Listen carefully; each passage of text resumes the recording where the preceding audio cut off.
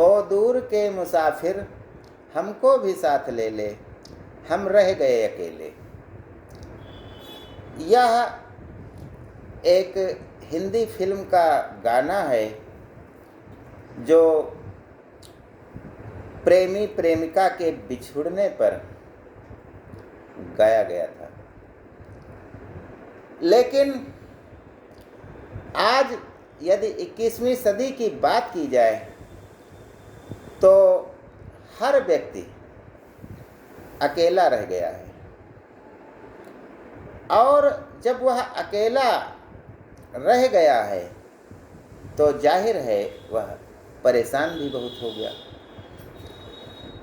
Depression में लोग चले गए हैं, अच्छे खासे खाते पीते घर के लोग, उन्हें कुछ अच्छा नहीं लग रहा है, कोई उनसे प्यार से बोलता नहीं है, कुछ कहता है तो उसमें से छल और कपट की गंध आती है।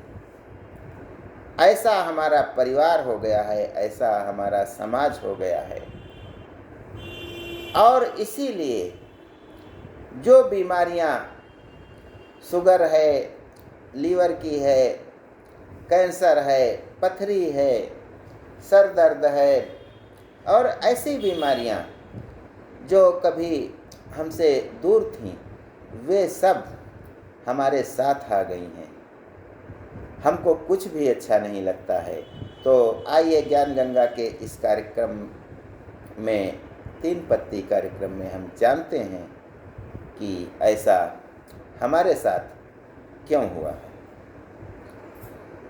अब इस संबंध में जब विचार किया जाता है तो हम पाते हैं कि आधुनिक समाज में जब हर आदमी आगे निकलने के प्रयास में है, वह केवल आर्थिक रूप से संपन्न होना चाहता है, जिसकी वजह से तमाम अवगुण हमारे में व्याप्त हो गए हैं। छल दंभ द्वेष पाखंड झूठ, अवसर के अनुरूप हम इन सबको अपना हथियार बना करके स्वार्थ की सिद्धि में लगे रहते हैं। सारे रिश्तेदार, दोस्त जो वास्तव में हमारा साथ देते थे, वो हमसे दूर जा चुके हैं, क्योंकि कोई किसी से कुछ उधार रुपया लिया है, नहीं दे रहा है, इसकी वजह से संबंध खराब हुए हैं। कुछ ने यूज किया है किसी का, इसलिए संबंध खराब हुए हैं। और घर वाले लोगों से हमारे संबंध इसलिए खराब हुए हैं क्योंकि हमने उनको समय देना बंद कर दिया है। एक समय बुजुर्ग के पास कोई नहीं बैठता था, लेकिन अब न तो बच्चा माँ बाप के पास बैठना पसंद करता है, न तो भाई के पास बैठना पसंद करता है, न बहन से हंसी ठिठोली करता है, न तो वह हंसता है न रोता है, अपितु अपना मोबाइल लेकर के एक कोने में अकेला बैठा रहता है। घर में 10 सदस्य हैं, 10 मोबाइल लिए हुए अलग अलग बैठे हैं। एक दूसरे के पास बैठना उन्हें पसंद ही नहीं रह गया है, क्योंकि वे एक आभासी दुनिया में जीने लगे हैं जहाँ सब कुछ अच्छा है, लेकिन यह अच्छा उन्हें लगता है, वास्तव में ऐसा कुछ भी नहीं है। कहीं कोई एक्सीडेंट होता है और लोग उसको बचाने के लिए, जो पीड़ित तड़प रहा है, उसके पास कोई नहीं आता है, आते हैं तो केवल वीडियो बनाने वाले, और कोई उसकी मदद नहीं करता है। कुछ तो उसका मोबाइल और रुपया पैसा भी निकाल करके चल देता है, वीडियो में वह भी आ जाता है।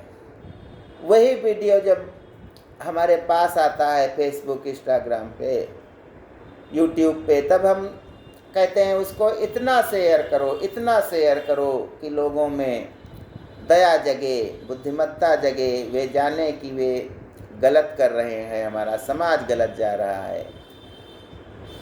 तो यहाँ पर देखने वाली बात यह है कि हमारे रिश्तेदार भी नहीं हैं, वे हमारे घर वाले भी नहीं हैं, फिर भी वे अच्छा व्यवहार नहीं कर रहे हैं।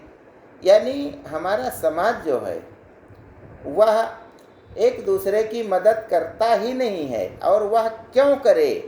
क्योंकि मदद के नाम पर उसे तो ठगा ही गया है। टीवी पर विज्ञापन आते हैं, हम नाटक देखते हैं, कार्यक्रम देखते हैं, तो यह प्रायः पाते हैं कि कोई किसी की मदद नहीं कर रहा है। लेकिन हम अपेक्षा इसी समाज से करते हैं, इसीलिए कहते हैं ज़्यादा शेयर करो, ज़्यादा लोग देखें, लोगों में जागृत होंगी भावनाएं। लेकिन ऐसा कुछ नहीं है, यह मात्र हमारी कल्पना है। जो भी हमारे मित्र हैं, फेसबुक वाले मित्र हों, इंस्टाग्राम वाले हों, यूट्यूब वाले हों, वे ऐसे वीडियो जब, ऐसे क्लिपें जब ऐसी डाली जाती हैं तो उन पर बहुत अधिक सहानुभूति कोई व्यक्त करता है, कोई समर्थन करता है, क्योंकि उनको कुछ वास्तव में तो कुछ करना नहीं है, केवल लिखना है। वे लिख देते हैं। अपने जो फोटो डालेंगे तो अपने वीडियो डालेंगे तो वे उस अवस्था की होंगे, लगता है बहुत खुश हैं, बड़ा प्रसन्न है, सारी दुनिया बहुत प्रसन्न है। लेकिन ऐसा नहीं है। वह एक आभासी दुनिया है जहाँ पर जब हम कोई फोटो डालते हैं तो मुस्कुराते हुए डालते हैं, भले ही कितने टूटे फूटे बैठे हों।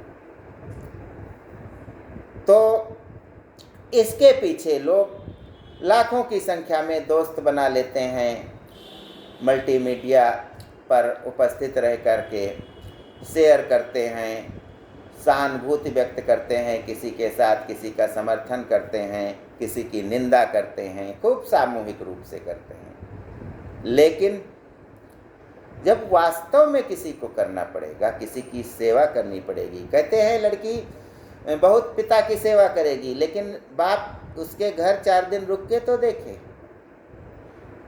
कहना आसान होता है, करना कठिन होता है।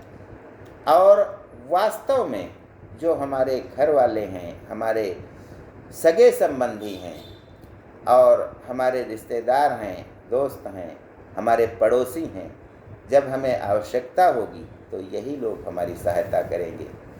भले ही इनसे कितनी दूरियां बनाए हुए हम बैठे हुए हैं, भले ही इनसे सीधे मुंह हम बात नहीं करते हैं, लेकिन जब भी हमारे ऊपर मुसीबत आती है तो हमारे पड़ोसी ही काम आते हैं, हमारे घर वाले ही काम आते हैं, गैर कोई हमारे काम नहीं आता है। तो इस प्रकार से हम जान गए हैं कि मल्टीमीडिया पर जो भी चल रहा है, तस्वीरें आ रही हैं, वीडियो आ रहे हैं, वे सब फेक होते हैं, वे सब बनाए गए होते हैं। वास्तव में तो हमारे जैसे लोग ही उनको बनाते हैं जो बहुत दुखी हैं, लेकिन मुस्कराता हुआ चेहरा, डांस करते हुए, हंसते हुए। इन सब से जब हम दूर हटेंगे और फिर से घर वालों के साथ और अपने परिवार के साथ, अपने रिश्तेदारों के साथ जुड़ना प्रारंभ करेंगे, जुड़ने लगेंगे, तो हमारी ये डिप्रेशन की समस्याएं और हमें जो भी समस्याएं लग रही हैं जीवन जीने में, वह अपने आप ही दूर हो जाएंगी। अवसर कभी भी आ सकता है, हमें अवसर की तलाश करते रहना चाहिए। यदि किसी से हमारी अनबन हो गई है तो हमें ऐसा माहौल देखते रहना चाहिए कि कब समय अनुकूल हो और हम फिर एक हो जाएं। 2 भाई थे, दोनों पढ़े लिखे थे, उनकी आपस में इतनी तनातनी रहती थी कि एक भाई ऊपर के पोर्शन में रहता था, एक भाई नीचे के पोर्शन में रहता था। रोज़ किसी न किसी बात पर, चाहे बिजली का बिल जमा करने या फिर घर के पानी के निकास या अन्य किसी बात पर रोज़ तू मैं होती थी, रोज़ लड़ाई झगड़ा होता था। दोनों भाई बहुत परेशान थे। लेकिन एक दिन कुछ चंदा मांगने वाले लोग आते हैं, तो नीचे बड़े भाई का मकान था और ऊपर छोटा भाई रहता था, जो आपस में दुश्मन जैसा थे। बड़े भाई ने 501 रुपया चंदा दे दिया।